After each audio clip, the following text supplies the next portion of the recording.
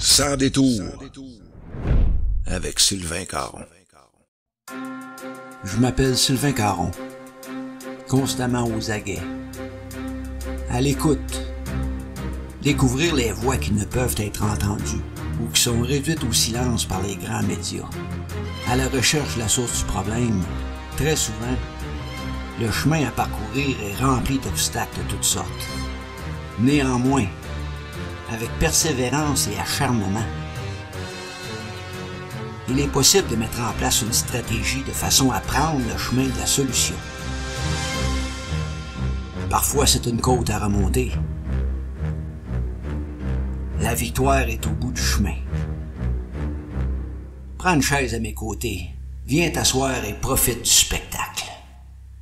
Merci encore une fois de syntoniser Sans détour avec Sylvain Caron. Ça, c'est moi. Les gens qu'on a rencontrés cette fois-ci, Jérémy Bélanger, vous le connaissez déjà. François Gagné, un nouveau venu dans notre émission. Et puis Marcel-Yves, il est encore là, il nous a ouvert la porte avec un grand plaisir. Le portier va changer sous peu, c'est sûr et certain. Pour en revenir au sujet de notre rencontre, François Gagné s'est mis disponible immédiatement pour nous parler, nous éclairer sur la coalition anti-pipeline de Rouyn-Noranda, le pourquoi du comment, d'où ça vient, où c'est que ça s'en va. Il nous a éclairé sur 2022, le début, et puis 2050, la fin de ce projet-là. Personnellement, ça amène plus de questions que de réponses, mais je vous laisse juge de cela. OK? Alors, regardez cette entrevue, laissez-nous vos commentaires au bas de YouTube. Il y a une place pour les commentaires pour ça. On a encore beaucoup de questions, comme je le disais auparavant. Alors, sans plus attendre, regardez ce qui est arrivé. Sans détour. Avec Sylvain Caron. Bonjour, monsieur. Monsieur Caron, encore. Merci de l'invitation. C'est très gentil. Bien sûr. Puis t'as dit n'importe quoi, n'importe quel sujet, n'importe quand. Je suis pas dur à convaincre. Hein? On a passé au travers d'un... Monsieur Gagné, ici présent, s'est présenté. Je le connais beaucoup mieux. Oui, puis, pareil, de deux côtés, moi aussi, j'ai pu prendre connaissance de ton histoire. Pipeline, c'est de ça qu'on veut parler. Ce matin, quand je suis rentré, je parlais avec Marcel-Yves, puis j'ai dit, bon, ben, tu sais, oléoduc, gazoduc, on est-tu au courant, pas au courant? J'ai dit, présentement, je sais pas, j'ai un paquet de questions là-dessus. Et puis, on en avait, on a entendu Neb qui dit qu'il est totalement contre l'idée. Moi, de mon bord, j'essaye de vendre l'idée un peu, de dire compenser pour... Je ne voudrais pas que le Saguenay perde d'une opportunité, mais d'un autre côté, c'est quoi les impacts? C'est le gazoduc. La dernière fois qu'on s'était parlé, le gazoduc puis l'oléoduc, de ce que j'ai compris, en fait, tu as beaucoup de dégâts, hein, tu as beaucoup on entend parler des déversements du oléoduc. Là, moi, je me disais, bien, un gazoduc un peu plus propre, hein, ça nous amènerait peut-être des emplois, bien que présentement, on a besoin de main-d'œuvre plus que d'emplois. Fait que, ton opinion sur le gazoduc, M. Bélanger? Bien, c'est quand même un gros projet. Là. Je pense que ça vaut vraiment la peine de bien regarder ça de tous les côtés, de toutes les facettes. Je regardais justement les chiffres hier. Là, ça serait le plus gros projet en termes d'investissement au Québec de l'histoire. Investissement privé, là. Investissement privé. Ouais. Plus gros projet. Quand même. Ça fait que déjà, faut se poser la question, c'est quoi ce gros projet-là? Mais moi, comme je vous avais déjà partagé, j'écrivais des textes. J'étais fait une pratique assez critique de l'exploitation des gaz naturels en Amérique du Nord, spécialement au Québec.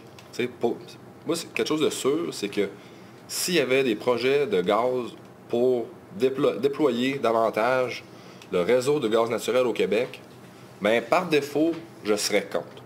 Et je m'explique. Au Québec, on n'en a pas besoin. On n'a pas besoin de gaz naturel. On n'a pas besoin d'utiliser le gaz naturel pour chauffer nos institutions, pour chauffer nos procédés industriels, pour faire toutes sortes de choses qui peuvent se faire avec de l'hydroélectricité propre. Donc, pour moi, c'est clair que ce n'est pas un projet. Si on m'avait dit, on fait ce gazoduc-là pour la consommation québécoise, d'emblée, je dirais, pas très intéressant, surtout si on parle d'investissement de l'État, hein, on s'entend. Si l'État doit investir en plus, bien là, pour la consommation du Québec, ce projet-là était à toute fin pratique, pour moi, disqualifié. OK?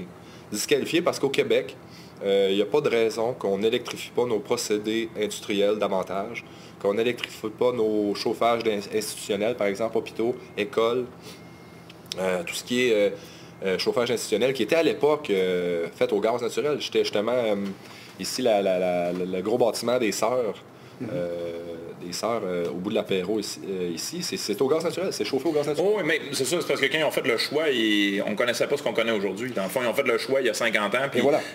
Écoute, t'avais pas le choix, c'était le mazout ou le gaz, fait que t'en piquais un des deux, puis ça finissait le projet. Mais on n'en est pas là aujourd'hui. Aujourd'hui, on n'est plus là. Donc, il y a vraiment, puis en plus, quand on a la chance d'avoir l'électricité d'une source renouvelable et propre, il n'y a pas de raison de ne pas aller vers des systèmes qui sont beaucoup plus efficaces et beaucoup plus rentables de nos jours. Maintenant, ce projet-là, il y a une partie en passant qui c'est pour relier au réseau, mettons, au Saguenay, d'augmenter la distribution là-bas. Bon, ça, cette partie-là, moi, je ne suis pas vraiment pour ça, parce que ça devrait être à l'électricité. Il y a ça, cette partie-là qui disent dans le projet. Mais la partie d'exportation, parce que je pense que c'est celle-là la plus importante, l'usine de liquéfaction, c'est une grosse usine, comme vous avez dit, beaucoup d'emplois, des bons emplois payants au Saguenay. Et puis si on se met dans une politique mondiale actuellement, là, en passant, les Russes, là, ils passent pas un pipeline, pas deux oléoducs, ils en passent, ça se fait, c'est à 4-5 de large, c'est 2 mètres de diamètre, puis ils passent ça en Chine, puis merci, bonsoir. En ce moment, c'est ça qui se passe. Hein? Fait au niveau mondial, cette ressource-là est beaucoup utilisée. Et pour la production d'électricité, parce qu'ultimement, s'il y a quelque chose que le gaz naturel peut faire, c'est pour remplacer du charbon ou du mazout pour produire de l'électricité. Pourquoi ça c'est bon? Parce que les centrales au gaz naturel qu'on appelle à cycle combiné, là je vais peut-être un peu dans le détail technique, mais c'est que tu as des turbines d'avion, des turbines à gaz que tu brûles et des turbines à vapeur. Ouais. Les deux systèmes. Essayer le maximum de récupérer le 100% de l'énergie. Là. Et c'est surtout la partie flexibilité de ces centrales-là qui est intéressant parce que plus tu as ce genre de centrale-là, plus tu peux introduire par exemple, en Taïwan, des panneaux solaires, des éoliennes, combinés à ces centrales-là qui sont flexibles. Tu es capable d'introduire beaucoup d'énergie renouvelable dans ce genre dans la production d'électricité. Donc, pour des îles en Asie qui n'ont pas accès à de l'hydroélectricité comme nous, qui n'ont pas accès à des centrales nucléaires, qui se développent à très grande vitesse en ce moment, qui n'ont pas le choix de se tourner vers du charbon ou du mazout qui vient, ma foi, souvent de sources un peu litigieuses comme en Chine ou d'autres pays asiatiques. Mais présentement, je pense que la compagnie ne parle pas de ça. La compagnie parle de... attendez, je n'ai pas fini. Ça fait que finalement, si le projet permet d'augmenter l'offre de gaz naturel et que ce gaz naturel-là est utilisé, puis là, j'en arrive à la compagnie, si ce gaz naturel-là est utilisé pour l'exploitation, la production d'électricité dans le monde, surtout en Asie où là, il y a une grosse croissance, une grosse demande d'électricité, pour remplacer les centrales au charbon là-bas. Et ça, si c'est utilisé pour ça et que l'entreprise est capable de le démontrer et que ultimement, ça fait diminuer, parce que moi, je reviens à l'objectif premier, pour moi, qui était la diminution des gaz à effet de serre. Pas au Québec, pas en Alberta, pas en Chine, mais de la planète entière. On s'entend? Moi, c'est ça mon mindset actuellement, parce que je pense que c'est ça la priorité. Donc, si ce projet-là permet à des Taïwanais, à des Indonésiens, de ne pas construire des centrales au charbon pour faire de l'électricité pour leur demande qui est en explosion, à des Chinois ou peu importe qui est en Asie, mais en Europe aussi, si l'entreprise est capable de faire cette démonstration-là avec des chiffres clairs, voici, on va avoir tant de milliers de cubes, de mètres cubes de gaz naturel qui vont être utilisés. On a des clients à Taïwan, en Indonésie, en Nouvelle-Zélande, peu importe. Et que cette démonstration-là est claire et bien faite, selon moi, ça serait un bon projet pour le Québec dans ce contexte-là.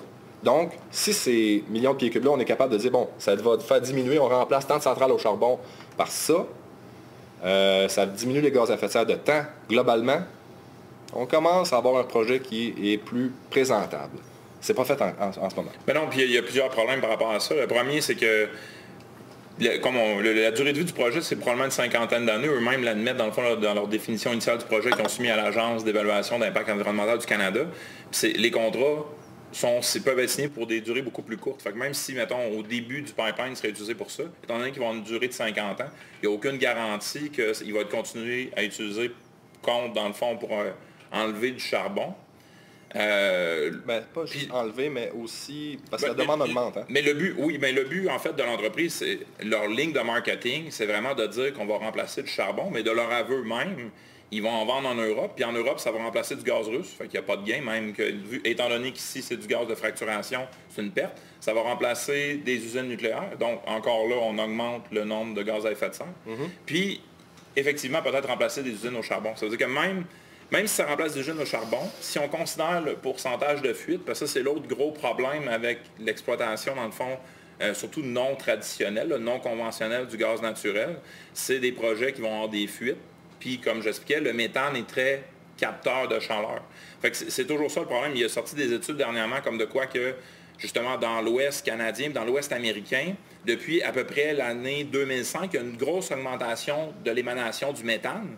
Puis, étrangement, ça correspond exactement avec le début de l'exploitation, parce qu'il faut savoir, c'est qu'aux États-Unis, il y a vraiment eu un inversement de tendance. Ils importaient beaucoup de pétrole, puis déjà aujourd'hui, ils sont pratiquement rendus neutres, ils en importent presque plus, puis ils pensent même que les États-Unis viendraient à exporter du pétrole. Fait qu'il y a vraiment une grosse, c'est presque un Eldorado, dans le fond, aux États-Unis, d'extraction de pétrole et de gaz par fracturation. Puis là, ce qu'on se rend compte, c'est que il y a en même temps une grosse augmentation du méthane. Puis si on regarde, parce qu'il y a différents gaz là, qui créent de l'effet de serre, pas juste le CO2, il y a du méthane, il y a différents autres gaz. Mais le méthane, c'est le deuxième gaz en importance. Si on considère, mettons, le total des émissions de gaz à effet de serre, puis on regarde le CO2, c'est le premier, le deuxième, c'est le méthane. Fait que ces projets-là, même s'ils nous vendent que à énergie pure, là, si tu brûles en vase clos 1 mètre cube de gaz naturel versus la même chose en charbon, pour le même niveau de chaleur, on aurait 50% d'économie de gaz à effet de serre. Si on considère le cycle de vie complet du projet, de l'extraction, la transformation, le transport en pipeline, les fuites et tout, on n'est pas gagnant. Non, mais un peu, ça, c'est facile à dire comme ça, mais c'est pas si facile que ça à démontrer avec des chiffres. Donc, ça dépend combien tu utilises de gaz naturel pour produire combien d'électricité. Parce qu'en effet, le problème du gaz naturel, c'est pas... plutôt, oui, c'est quand on le brûle, ça fait des gaz à effet de serre, mais c'est à l'exploitation. C'est vraiment quand on l'extrait dans les puits de fracturation, c'est là qu'on a des problèmes d'émanation de méthane. Dans le transport et dans l'exploitation des puits de gaz naturel. Et pour eux, c'est vraiment là l'enjeu des gaz à effet de serre. Ça, c'est tout à fait vrai. Cependant, j'ose espérer que si l'entreprise faisait... Parce que c'est tout le temps les deux côtés. Hein. L'entreprise dit on va sauver les gaz à effet de serre, puis là, les opposants disent OK, non, mais c'est pas vrai. Mais OK, mais il faut apprendre la totalité de la chaîne. Oui, exact. L'extraction, ce qui n'en génère à cause des fuites dans les puits de fracturation hydraulique, le transport. Ouais. Un gazoduc, ça ne fait pas de déversement, mais ça peut engendrer des fuites, ça c'est clair. Donc, prenons l'extraction, le transport... Et la consommation à l'autre bout. Jusqu'à la consommation au bout. Sauf que si la consommation au bout, c'est là qu'il faut que l'entreprise doit démontrer, bon, on a fait tant de centrales au gaz naturel, parce que là, il y a la question, c'est qui sommes-nous pour dire aux Taïwanais qu'ils peuvent pas consommer plus d'électricité? T'sais? Non, puis le débat, il n'est pas là, je pense. Ben, il est un peu là. Il est un peu là parce que, comme je dis, ce projet-là ici il serait totalement inacceptable et en même temps, on a les Russes qui passent pas un, mais quatre gazoducs de 2 mètres de diamètre, straight pipe, comme on dit en bon québécois, en Chine, vers des ports de liquéfaction. De GNL, justement. Exactement. Et puis là, c'est un bon point là, par rapport à la Russie. Moi non plus, je ne suis pas vraiment pour ça qu'on remplace des centrales au nucléaire, par exemple, en France ou en Europe. Si on peut remplacer le charbon, tant mieux avec ce gaz naturel-là. J'apporterai l'aspect stratégique des ressources. Moi, je ne suis pas... on peut se questionner, on peut se dire, est-ce que c'est une bonne chose si la Russie, par exemple, contrôle une très grande partie du marché du gaz naturel, parce qu'ils ont des grosses ressources, eux autres aussi, ils les exploitent quand même beaucoup, contrôle tous les marchés de l'Asie et de l'Europe. Pendant ce temps-là, l'Amérique du Nord, il y aurait des possibilités d'expansion, d'exportation par rapport aux États-Unis, puis de joueurs stratégiques. Je pense que ça sera à considérer aussi pour nous. Moi, honnêtement, j'aimerais ça que le Québec devienne un acteur de premier plan au niveau énergétique Oui, à l'hydroélectricité, qu'on est des leaders. Oui, tout le monde est d'accord pour l'hydroélectricité. Pour le gaz naturel aussi, moi je pense que d'avoir cette usine-là de liquéfaction avec les plus hauts standards, puis ça permettrait un certain rayonnement du Québec. On peut pas être d'accord avec la fracturation, l'extraction de fracturation. Moi aussi, il n'y en a pas au Québec. Hein? On en fait pas. On a fait un moratoire. Puis ils voulaient en faire dans le bassin du Saint-Laurent, puis la population a dit non, puis on a eu un moratoire contre la fracturation hydraulique. Puis vous savez quoi, je pense que c'était la bonne décision. On a dit, nous, ça ne nous intéresse pas. Pour ce qui est du transport, la transformation vers la liquéfaction, moi, je vois un certain rayonnement pour le Québec par rapport à ça. Dû à cette demande-là qui augmente dans les pays asiatiques. Européens, peut-être un peu moins, puis moi, je viserais moins ces marchés-là, parce que j'aimerais beaucoup mieux remplacer du charbon en Asie, mais aussi permettre aux pays de se développer, parce que en passant, en Chine, c'est 17 centrales au charbon qu'ils construisent en ce moment même. Et ça continue, ça finit pas de finir. Donc leur croissance, juste pour donner une idée de grandeur, je trouve qui m'a vraiment marqué, Hydro-Québec a 40 000 MW de puissance installée d'hydroélectricité. Ouais. La Chine a 1000 MW de puissance installée au charbon. Tu sais, puis ça continue. Donc, si eux pouvaient remplacer ce charbon-là par du gaz naturel dans les 20, 30, 40 prochaines années, ça serait, selon moi, gagnant dans le sens où, dans l'optique qu'on veut diminuer les gaz à effet de serre rapidement. Autre chose, le méthane. Le méthane, c'est un gaz à effet de serre plus puissant que le CO2. Ça, c'est vrai. Mais la partie qu'on ne parle jamais, c'est la demi-vie du méthane dans l'atmosphère. Le CO2, dans l'atmosphère, va rester là plus que 100 ans. Ouais. Donc, lui, va causer un effet de serre pendant plusieurs décennies, beaucoup de décennies, voire même des centaines d'années. Ça, c'est un problème, parce que si on en faisait beaucoup, on sait que le problème va s'étaler sur plusieurs décennies. Le méthane est un gaz à effet de serre plus puissant que le CO2, mais qui se dégrade plus rapidement. Sa demi-vie est plus faible. Oui, exact. C'est la raison pourquoi, quand on considère sur 100 ans, le méthane, c'est entre 20 et 30 fois plus que le CO2, mais sur 20 ans, c'est 80 fois. Effectivement, c'est un gaz qui se dégrade rapidement, mais même sur 100 ans, c'est 20 à 30 fois. Ouais. Puis là, le GIEC nous parle de 2050. Fait que même, prenons, ça veut dire qu'en 2119, là, dans 100 ans exactement, c'est encore 20 à 30 fois plus que du CO2. Fait que c'est vraiment marqué. C'est pas comme si on disait, OK, présentement, c'est 80 fois, mais dans 10 ans, ça va être rendu la moitié du CO2. On parle pas de ça. Là. On parle, même dans 100 ans, c'est encore 20 à 30 fois. Faut faire la nuance, par exemple, mais c'est tout à fait vrai, ça, là. Les émanations de méthane, c'est pas quand on brûle le gaz naturel. Non, exact. C'est à l'exploitation, les fuites d'exploitation et les fuites de transport. Exact. Donc, mais ça, il y en a qui sont inévitables. On s'entend là-dessus. On ne sait jamais contrôlable à 100%. Exact.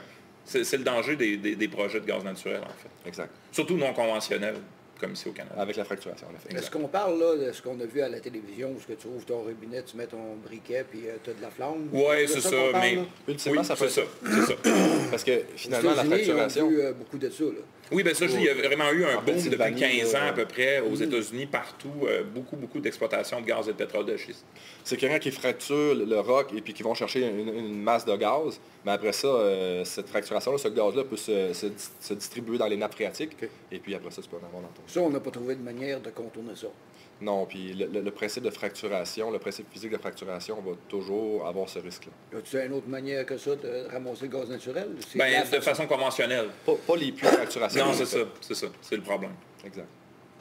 Puis ça, on en fait surtout quoi? En Alberta, nous autres? Alberta puis en Colombie-Britannique. Oui, dans l'Ouest, pas mal plus. C'est ça. En Alberta, c'est à peu près 80 %, là, donc c'est 80 % du fracturation hydraulique, 20 % conventionnel, puis en Alberta, en Colombie-Britannique, c'est pratiquement 100 %. Ça, ces chiffres-là, ils viennent directement du gouvernement albertain. Là. Je veux dire, quand ils ont considéré leur provenance du gaz, ils ont utilisé les chiffres des gouvernements en place. Fait que je pense que ces chiffres-là, on peut leur faire confiance. C'est les chiffres de l'industrie et du gouvernement. Avant que tu arrives, on avait trouvé une solution.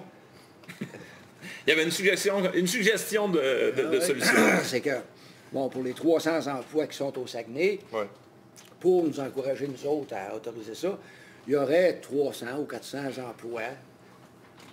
Proposer à l'entreprise de créer des emplois en Abitibi. Oui, c'est ça. Les emplois seraient bien spécifiques. C'est des 2 par 2. Tu sais, 2 gars, 2 femmes, n'importe quoi. 2 par 2, un chaque bord du gazoduc. OK. Puis là, il marcherait par là, mettons 10, 15, 20 km, ce qui serait acceptable par un syndicat, là, je ne sais pas quel chiffre. Puis là, qui rencontrerait l'autre équipe pour s'assurer continuellement, parce que c'est pas la technologie, c'est l'humain en arrière qui fait que ben, des choses ne fonctionnent pas, pour s'assurer que ça soit sécuritaire. Mais en fait, le problème souvent, c'est ça ne garantirait pas nécessairement la sécurité. Ce qu'il faut savoir, ce pipeline-là, il va être enterré. Fait que même si on voulait le démarcher, ouais, il sera pas... il est enterré? Il est enterré. Ouais. Il est enterré à environ 1 mètre, 1,5 mètres. Là, il y a des normes en fond qui déterminent là, la profondeur auquelle il faut être enterré, fait qu'il ne sera pas visible. Puis ça, de ce côté-là, je pense que c'est correct. Là. Autant pour le protéger des intempéries, je pense que c'est une bonne chose. Puis après ça, ben, les emplois, l'entreprise prévoit déjà, il faut quand même leur donner crédit. Ils savent que ce projet-là n'est pas facile à passer. Fait qu'ils vont respecter les normes. Là, je veux dire, ils savent déjà qu'ils partent avec une prise. C'est que c'est dur. Ouais. Ils partent déjà avec une prise, fait que c'est sûr que ce projet-là, ils vont essayer de le faire dans les normes les plus acceptables parce qu'ils savent déjà qu'ils partent avec une prise. S'il fallait qu'ils en prennent 2 parce qu'ils ne le bâtissent pas selon les normes internationales, il ne reste plus grand-chose pour qu'ils soient out. Fait de ce côté-là, ils disent déjà qu'ils vont faire des analyses. Mais encore là, je veux dire, ils vont mettre des vannes de sectionnement, mais ils vont les mettre aux 30 km. Working on it. Excusez-moi. Pas de problème. La dernière phrase, c'était quoi? Ça m'intéressait. Oui, c'est ça. En fait, l'idée, c'est que la compagnie déjà, en fait, des vannes de sectionnement qui pourront, en fait, si jamais il y aurait un problème, ben, de pouvoir couper le gazoduc pour qu'il y ait moins de gaz ou une moins grosse explosion. Encore là, la compagnie là-dessus n'a pas été claire parce que c'est pas spécifié. Est-ce que ces vannes-là est-ce qu'ils vont s'obturer de façon automatique ou est-ce qu'il faut qu'il y ait un humain qui dise on pèse sur le piton? Puis, on l'a déjà vu, on se rappellera justement des versements qu'il y avait eu, mais c'est pour un oléoduc en Ontario. Ils checkaient leur gauge, puis ils disaient, crime, on dirait que d'après moi, ça doit être coincé. Fait mets plus de débit, voir. Puis ça avait encore un plus gros déversement avant de se rendre compte, oh non, finalement, c'était pas que c'était bouché dans le tuyau, c'est que le tuyau, il était brisé, puis il y avait dans le fond une fuite dans le tuyau. Fait que, il y a des garanties comme ça que la compagnie n'a pas encore données. Ça, il faudra les talonner justement pour qu'ils donnent ces garanties-là, de dire, ben peut-être que les vannes de sectionnement, il faut qu'ils soient faites plus petits qu'aux 30 km, il faut qu'il y ait plus courte distance. Plus courte distance, qu'il y ait une obturation automatique, qu'il n'y ait pas besoin qu'il y ait quelqu'un qui regarde le gauge, qui est comme, oh, la petite lumière allume,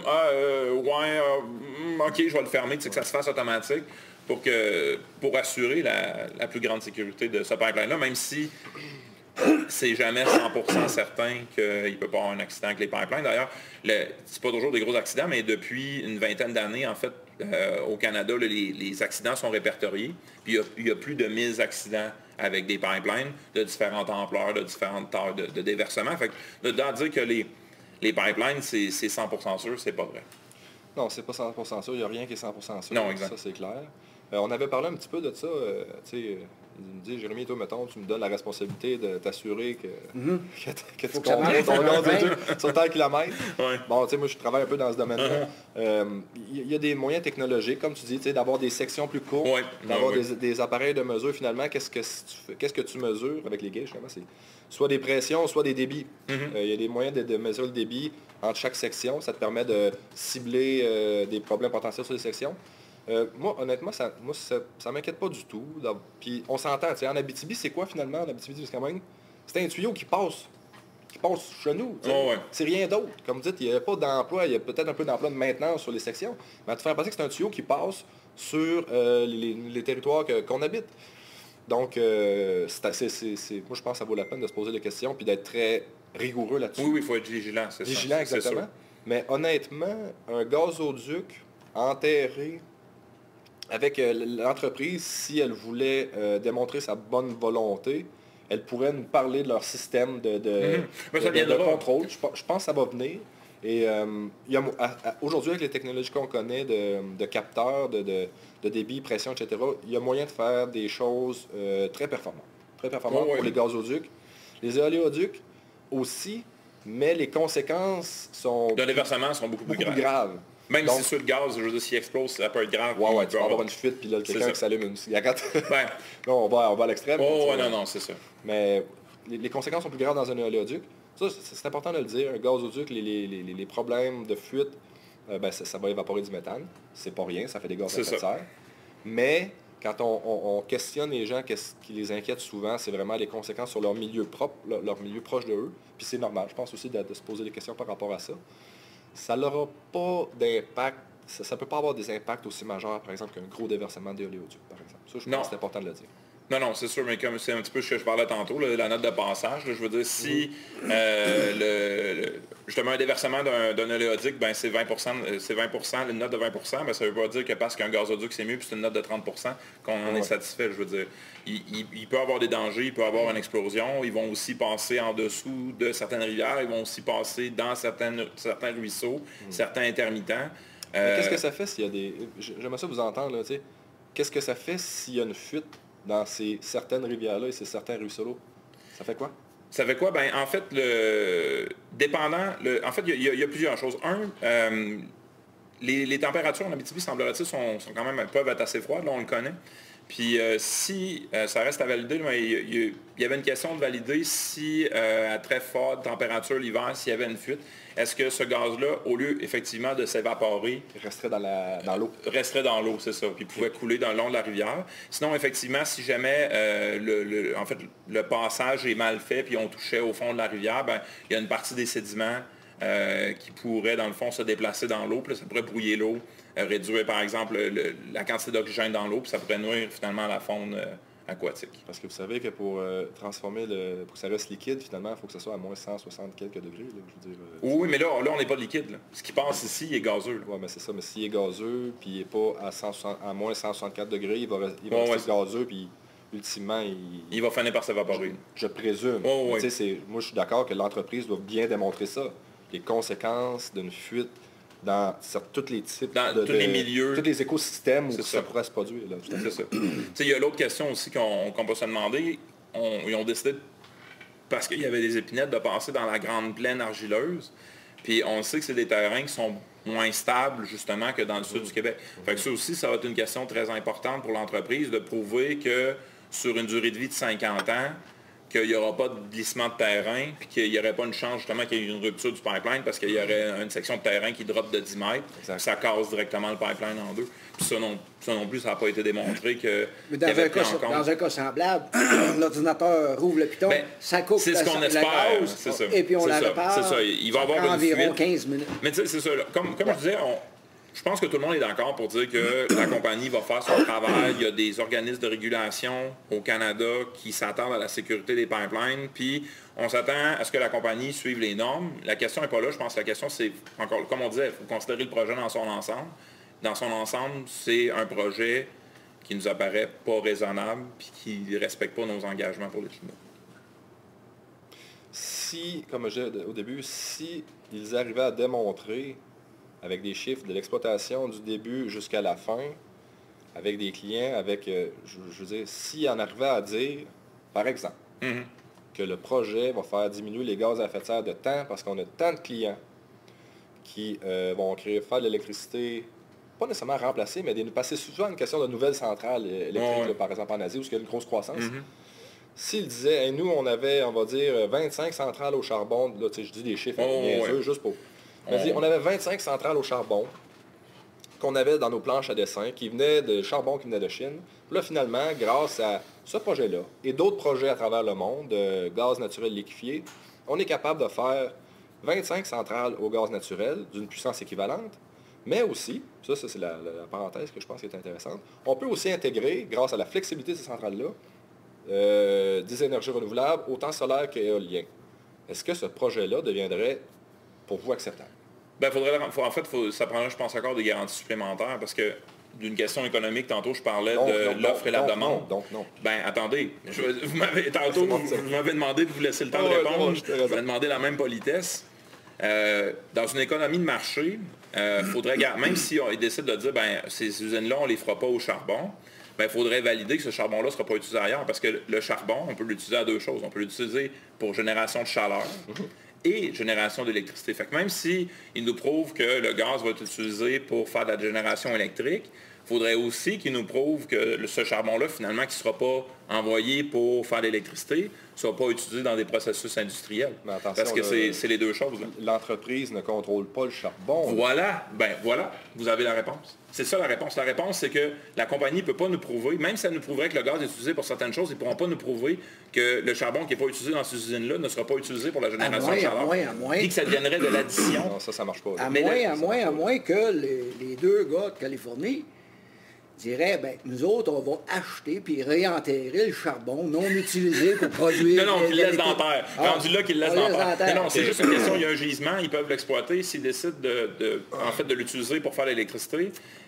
effectivement, c'est impossible de demander les garanties que ce charbon-là, qui est disponible, ne sera pas utilisé, exemple, pour de la génération de chaleur à la place. En fait... Puis le gaz russe qui va être remplacé, supposons qu'on remplace du gaz russe par du gaz qui viendrait de l'Ouest canadien, ce gaz-là, il reste disponible sur le marché. Fait qu'il n'y a rien qui dit que ce gaz-là qui est russe, que là, ils ne vendront plus en Europe, ils peuvent effectivement l'envoyer du bord de l'Asie. Fait que c'est le gros problème de ce projet-là, même s'ils réussissent à prouver leurs clients, tu l'as dit toi-même, c'est pratiquement impossible de prouver qu'est-ce qui arriverait aux anciens clients ou aux matières qui ne sont pas utilisées, mais qui vont être disponibles quand même sur le marché. Pour moi, cette partie-là, cet argument-là ne tient pas la route. Je vous explique pourquoi.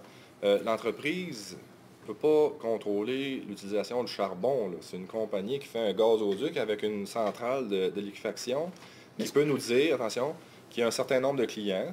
Ces clients-là vont faire de l'électricité au gaz naturel plutôt qu'avec du charbon.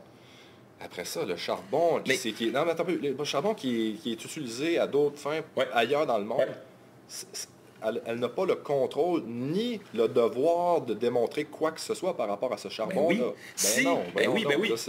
La ligne de la compagnie, c'est de dire qu'on va réduire de façon mondiale les gaz à effet de serre. Ça, c'est pour vrai. prouver cette ligne-là, c'est vrai. Si on fait juste dire qu'on bâtit des usines électriques en Asie avec du gaz, on n'a pas l'équation complète. Parce que ce qu'on veut à la fin, c'est de savoir au niveau mondial, est-ce que c'est une réduction? Donc, si les usines avaient été construites au charbon à la place, il y aurait eu une augmentation des gaz à effet de serre. Si les usines qu'ils prouvent sur papier avec des clients sont faites avec du charbon, avec du gaz ou du charbon, on a une diminution. Non, pas nécessairement. Regarde, à moins que tu ne veuilles pas que les pays d'Asie aient de l'électricité. C'est ça que tu es en train de dire. Moi, je veux qu'il y ait de l'électricité. Ce que je te dis, c'est la différence. Non, mais c'est la différence entre le scénario, puis c'est là quelle est la subtilité. Est-ce que c'est un scénario de remplacement ou c'est un scénario d'addition? Ça va être de l'addition, à tout un pratique. Si c'est de l'addition, on augmente les gaz à effet de serre. Simple, pur et simple.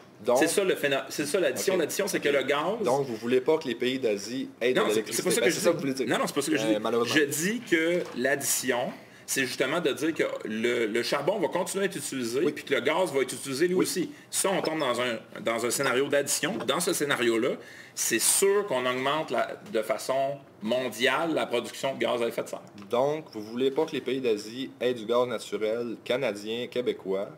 Vous préférez qu'il soit russe et que ce soit aussi du charbon chinois. C'est ça que vous dites là. C'est pas ça qu'on dit. C'est malheureusement oui. Comme j'expliquais tantôt, le prix de l'énergie renouvelable est aussi en baisse. Non, ça vient compétitionner aussi le gaz naturel. Attention. Ceci est à toute fin pratique faux. Parce que dans un réseau électrique, on a deux choses. On a la charge de base, c'est-à-dire, mettons, l'électricité qui marche à toute fin pratique toute la journée ici. Et on a les demandes de pointe. Panneaux solaires. Panneaux solaires éoliennes ne pourra jamais répondre à la demande de pointe de par son côté intermittent. Ça dépend. Donc, non, ça dépend pas. Ça dépend. Ça dépend. Toi-même, tu es dans l'électricité, tu le sais. Justement pour ça que je te dis ça. Non, mais ce qu'on peut faire, c'est qu'on peut utiliser, mettons qu'on produit du solaire ou de l'éolien qu'on n'a pas de besoin. On peut s'en servir, par exemple, pour repomper l'eau de l'autre côté du barrage. On peut se servir des réseaux... Pour faire cela, on doit avoir un barrage, on doit avoir un réservoir. Ce n'est pas le cas, par exemple, en Asie, en Indonésie. Mais je veux dire, il y a d'autres façons. Je sais qu'aux États-Unis, ils ont regardé pour le faire dans des anciennes mines. Donc, l'idée de dire que ça prend absolument du gaz naturel pour équilibrer le système, pas nécessairement. Ce que ça prend, tu l'as dit toi-même, c'est un réservoir. À partir du moment où tu as un réservoir, tes énergies renouvelables sont plus nécessairement obligées d'être accompagnées avec la même puissance installés, mais d'énergie conventionnelle. Malheureusement, actuellement, la réalité, là, c'est que la charge de base dans des pays en Asie où la croissance est très forte en ce moment, il n'y a pas autant d'options que, par exemple, au Québec avec nos réservoirs hydroélectriques. Là-bas, oui, tu pourrais avoir des panneaux solaires, il y a des plats assez solaires, tu pourrais avoir des éoliennes, on va dire, dans l'océan ou plutôt... les deux, ils ont peut-être des sources de vent aussi mais cependant, intercontinentales. Là, je reviens à ça, si on veut permettre à ces pays-là de... Puis là, c'est un argument qui se défend. On ne veut pas les en vendre parce qu'on trouve que c'est pas correct. Je ne dis pas que c'est pas un bon argument. Mais si on veut dire, on veut leur offrir les options entre le charbon et le gaz naturel, parce que ça, c'est aussi, comme vous dites, l'offre et la demande. Si le gaz naturel est plus disponible, ils vont pouvoir installer plus de centrales au gaz naturel et intégrer plus de solaire et éolien intermittent. Et la flexibilité du gaz naturel va permettre une plus grande part d'énergie renouvelable. Ce qui n'est pas le cas avec le charbon, ce qui n'est pas le cas avec le nucléaire.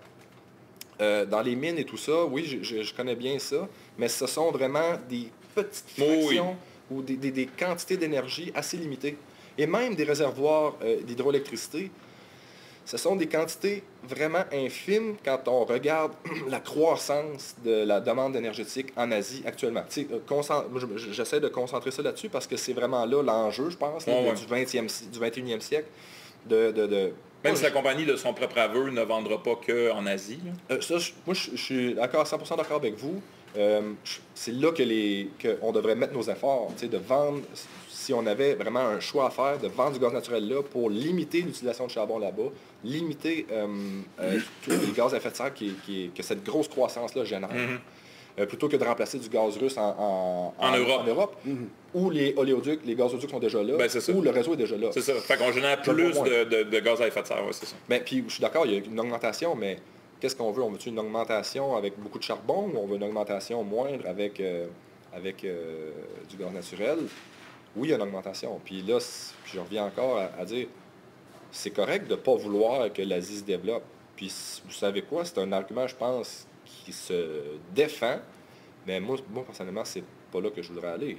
Je voudrais leur donner les meilleures options possibles. Oui, c'est ça. Je pense pas qu'il y a personne qui... Puis malheureusement, de par leur géographie à eux, des réservoirs, il y en a quelques-uns en Australie, il y en a en Nouvelle-Guinée, certains endroits qui se portent à ça, avec un réservoir, comme vous avez dit, hydroélectrique que tu remplis avec des énergies renouvelables et que tu réutilises au moment où tu as besoin d'une pointe. Il n'y a pas juste ce type de réservoir-là, mais c'est un des exemples. C'est le seul, on va dire, applicable à grande échelle. Pour être dans le domaine, c'est le seul applicable à grande échelle. Parce que quand on regarde vraiment, comme on parlait de 1000 MW de charbon en Chine, ça nous donne une idée de grandeur de la consommation puis de l'explosion de la consommation. Donc, malheureusement, puis moi, j'étais très critique de l'utilisation du gaz naturel, mettons au Québec, par exemple. Mais quand je regardais géopolitique en Asie, malheureusement, quand on parle de l'Inde, quand on parle de l'Indonésie, ces pays-là, ils en ont comme pas 36 000 options. Puis ça, mettons, je vais le donner à la Chine. Oui, ils ont 1000 MW de charbon, ce qui est tout à fait comme pas croyable quand on pense à ça. Mais ils ont aussi 300 mégawatts, gigawatts, pardon, d'hydroélectricité. Ils développent aussi leur hydroélectricité, ils développent aussi leur solaire, leur éolien. Mais même à ça, avec la croissance qui finit plus de finir...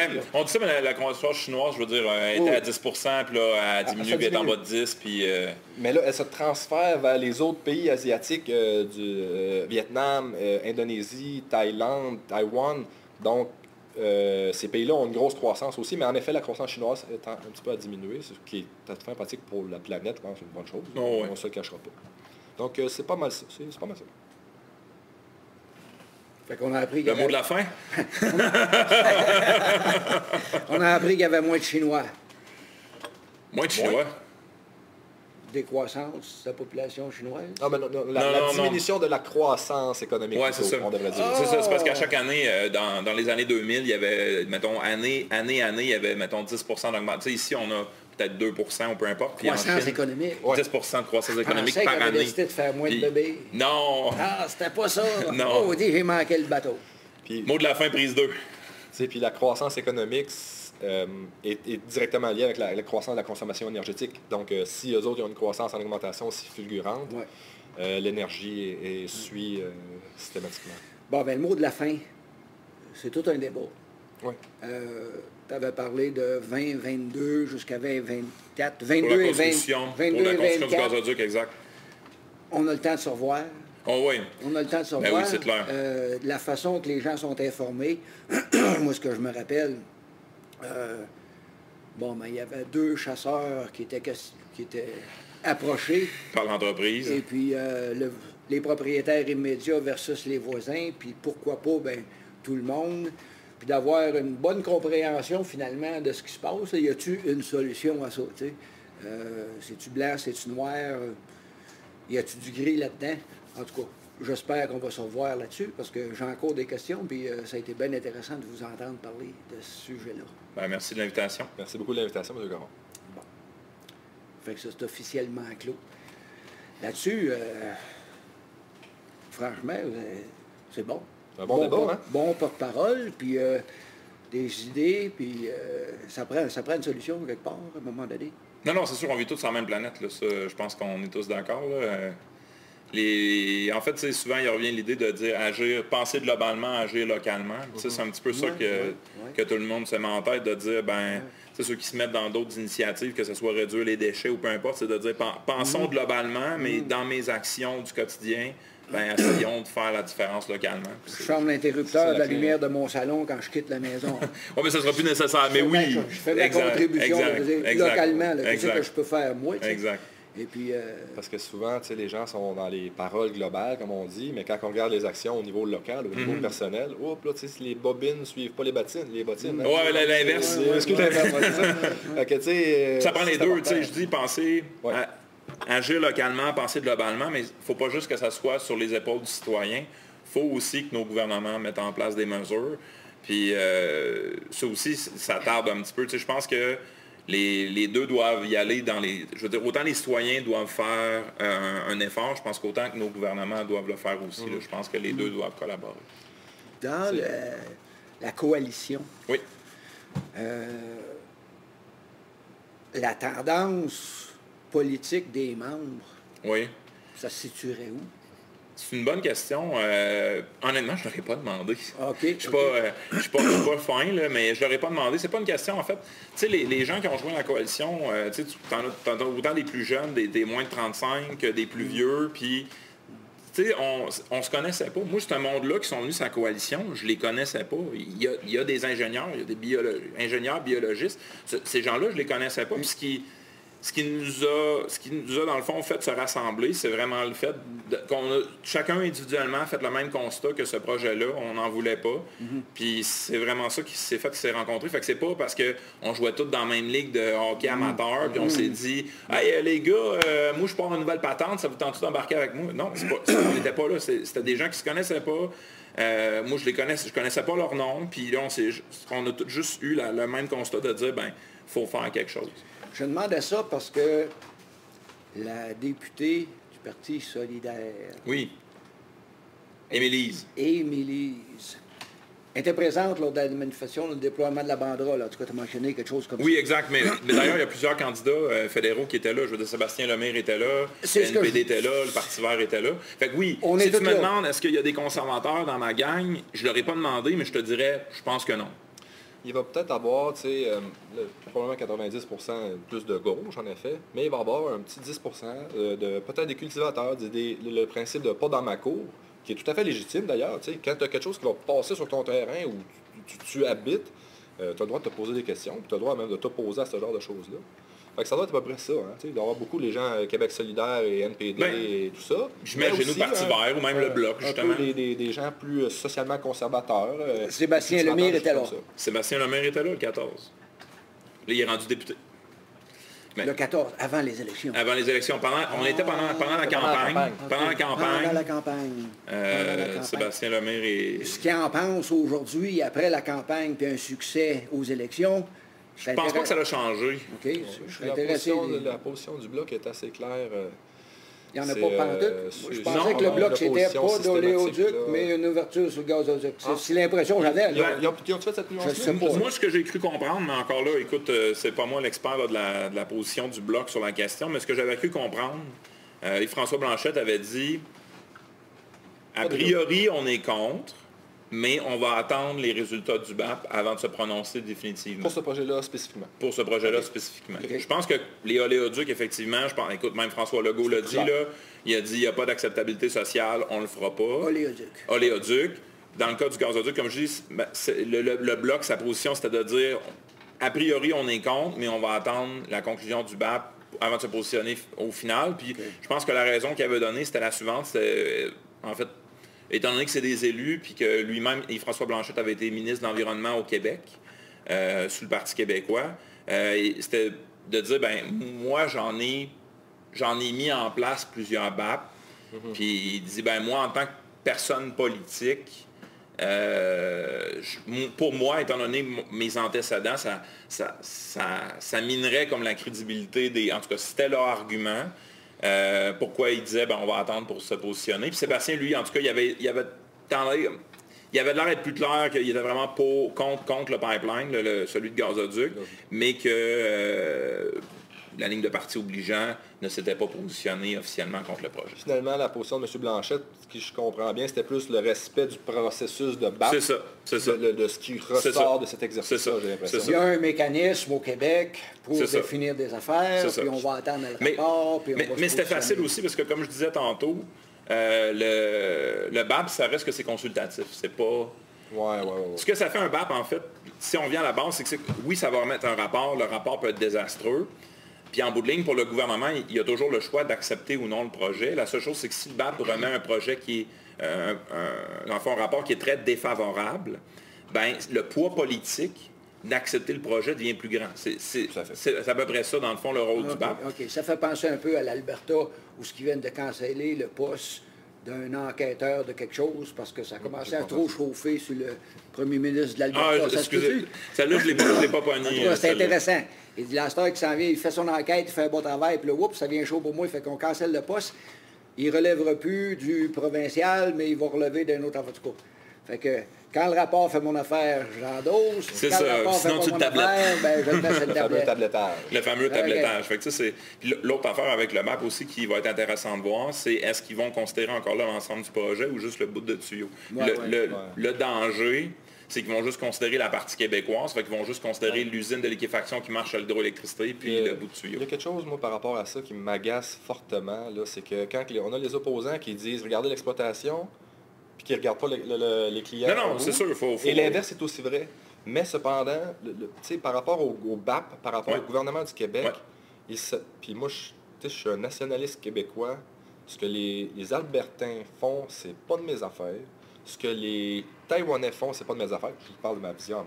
Donc, nécessairement, ils doivent se concentrer sur les impacts sur le territoire où ils ont une responsabilité. Je ne suis pas responsable des Albertains et je ne suis pas responsable des Taïwanais. Je suis d'accord que l'entreprise, pour vendre son projet, doit faire la chaîne au complet, mais le gouvernement du Québec doit se concentrer ses efforts sur le territoire québécois. Moi, ça m'agace mauditement quand on nous demande de contrôler des gens là-bas puis de mettre pression sur des gens, des peuples qui ne sont pas redevables, qui ne nous doivent rien à tout ça. Ça m'agace un petit peu. Moi, je veux dire, on va quand même... Sans leur dire quoi faire, je pense qu'on a quand même le devoir de regarder, en tant que Québec, de la provenance. Notre devoir à nous, pour moi, c'est de baisser nos gaz à effet de serre ici. Moi, je pense que c'est ça notre devoir. Avec les meilleures façons qu'on a ici. Parce que, pourquoi je dis ça? Parce que c'est le genre de choses qui font augmenter les tensions. Puis l'énergie, c'est... les guerres au Moyen-Orient et tout ça, quand on regarde tout le temps, c'est l'espèce d'élément déclencheur. C'est souvent un pipeline. Ça revient souvent à l'énergie. C'est sûr. La guerre civile en Syrie... mais je suis d'accord avec toi, mais avec un bémol en ce sens de dire, là, il y a une différence entre un projet, justement, en Syrie, mettons, pipeline, qui passe pas chez nous, versus le gazoduc qui passe chez nous. Là, je pense que, étant donné que ça passe directement au Québec, je pense que le Québec doit avoir son mot à dire puis doit évaluer le projet. Il y a une différence en dire, est-ce que les Québécois ont le droit, comme tu dis, mettons, de dire à l'Afghanistan, faites passer le pipeline russe ou non? Ça, il y a une différence entre ça, effectivement, puis de dire, un projet qui passe directement chez nous, Là, je pense que quand il passe chez nous, je pense qu'on a un droit de regard. Pour la partie chez nous. Ben, sur le projet. Ben, sur le projet. Mais tu sais, c'est pas des mitraillettes qui vont passer dans mais non, on s'entend. Mais non, on parle pas de ça. Mais oui, il faut le regarder dans son ensemble. Mais tu sais, je veux dire, l'analyse gouvernementale du BAP ne peut pas se faire... Ce que je veux dire, c'est que, mettons, là, ils vont regarder les potentiels fuites et tout ça. Ouais. Mais là, est-ce qu'on va se mettre à regarder les potentiels fuites aussi en Ontario, au Manitoba? Là, ça, moi, je viens mal à l'aise quand on inclut ce genre de choses-là qui ne sont pas sous notre juridiction. C'est dans ce sens-là plus. Mais tu sais, d'un autre côté, si, supposons, là, c'est parce que tu utilises un pipeline qui est déjà bâti. Ouais, fait qu'il veut juste considérer le 780 km. Mais supposons qu'il ne se connecterait pas au pipeline de TC Énergie, puis c'est un nouveau pipeline qui ferait à grandeur. Ouais.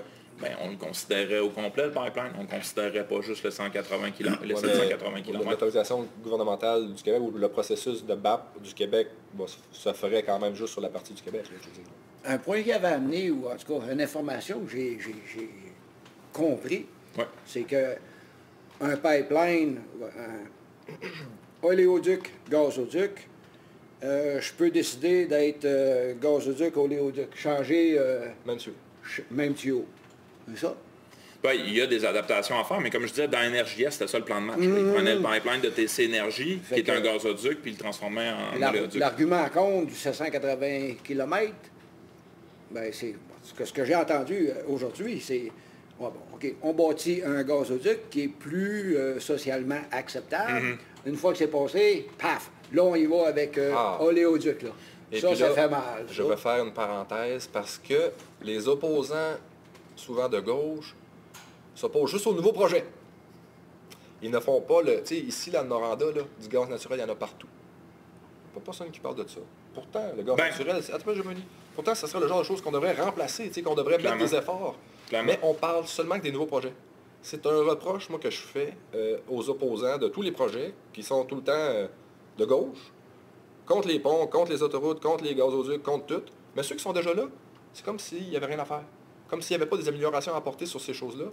Ça m'agace un petit peu. Non, mais ça, je suis d'accord. Je suis totalement d'accord avec toi. Je veux dire, tantôt, je disais, quand quelqu'un a décidé de bâtir sa maison puis qu'il a décidé de la chauffer au gaz il y a 30 ans, on ne connaissait pas, il y a 30 ans, qu'il a fait son choix, parce que tout le monde essaie de faire un choix éclairé. Mais il n'y avait pas les alternatives, puis il n'y avait pas les connaissances scientifiques qu'on a aujourd'hui. On ne peut pas lui en vouloir d'avoir chauffé sa maison ou son hôpital ou le truc des sœurs au gaz.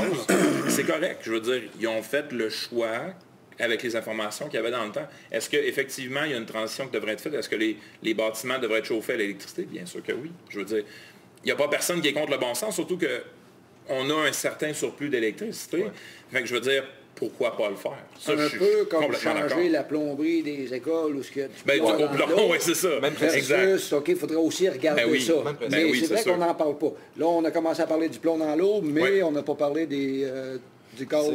Pour revenir à votre question initiale, là, de est-ce que ça serait acceptable de tout d'un coup transformer ce gazoduc-là en oléoduc? Probablement, il faudrait changer des capteurs puis un certain nombre de barres. Oui, non, c'est sûr, il y a un certain nombre de choses. Pour moi, ça serait inacceptable. C'est totalement inacceptable que tout d'un coup, du jour au lendemain, il fasse... Mais ça se pourrait. Ben, c'est techniquement parlant. Probablement. Pourrais-tu? À un certain point, oui, mais il y aurait des investissements importants à faire. Oui, il faudrait qu'il repasse devant la régie. Là, en fait, ça s'appelle, je pense, maintenant la régie de l'énergie.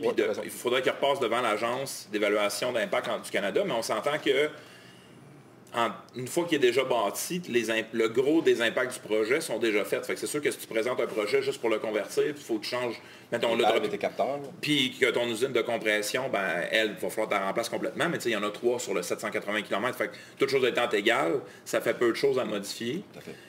Donc, un projet de ce type-là aurait beaucoup plus de chances de passer que d'en bâtir un flambant neuf. D'ouvrir la porte sur un gazoduc, on ouvrirait potentiellement, on faciliterait un oléoduc. C'est ça que j'entends. C'est sûr. À moins que ce projet-là soit défini ou qu'il y ait des mesures claires du gouvernement. Regarde, pour amener sur un sujet un peu plus relax, le fédéral a dit 4 plans de potes pour tout le monde, c'est légal à 18 ans. Là, on est au Québec, pas de plan de potes, puis là, on est rendu à 21 ans. On passait des règlements, on défait le règlement, puis on se bat entre nous autres pour une affaire comme ça. Je pense que le gouvernement, il y en a qui démonisent les entreprises, c'est pas ça du tout. Je veux dire, je pense pas que c'est du rôle non plus du gouvernement, probablement qu'il ne veut pas se dire, ben, OK, je te permets ton projet, mais tu n'auras pas le droit de faire telle affaire ou telle affaire. C'est probablement pas dans son mandat. Fait que je serais très surpris que le gouvernement fédéral dise, OK, je te permets ton gazoduc, mais je t'interdis à tout jamais de le convertir en oléoduc. C'est ça. Fait que, cette garantie-là, on ne l'aura pas. Non, c'est ça. Il ne ferait pas ça. Non, c'est ça. On n'aura pas cette garantie-là. C'est un peu... dans l'histoire, mettons, en Amérique du Nord, il n'y en a pas eu 150 000 conversions. Là. Donc, moi, je ne vois pas ça comme un argument de taille de dire ça va changer en oléoduc, on va dire, dans un avenir prévisible, là, parce que c'est pas quelque chose qui se passe couramment. Non, mais c'est correct de le spécifier, je pense que c'est un bon point à apporter. Messieurs, je vous remercie beaucoup. Merci. M. Gagné, M. Bélanger. Tout le temps bien le fun. M. Gagné, hein? Merci. Belle fun, ça, hein? Sans détour. Avec Sylvain Caron. Comme vous avez pu voir, il y a plein de questions qui sont restées sans réponse. C'est pour cela qu'on va se rencontrer à nouveau. Mais félicitations à la coalition anti-pipeline de Rouyn-Noranda. François Gagné est un excellent porte-parole. Il connaît son sujet, il a une très belle voix, il connaît la technologie, ça je peux vous le dire. Maintenant, c'est une histoire à suivre, mais c'est des gens qui sont motivés à vous informer de ce qui se trame derrière les coulisses. On se revoit, continuez, abonnez-vous, regardez nos émissions. C'est intéressant, c'est Sans détour. Sans détour. Avec Sylvain Caron.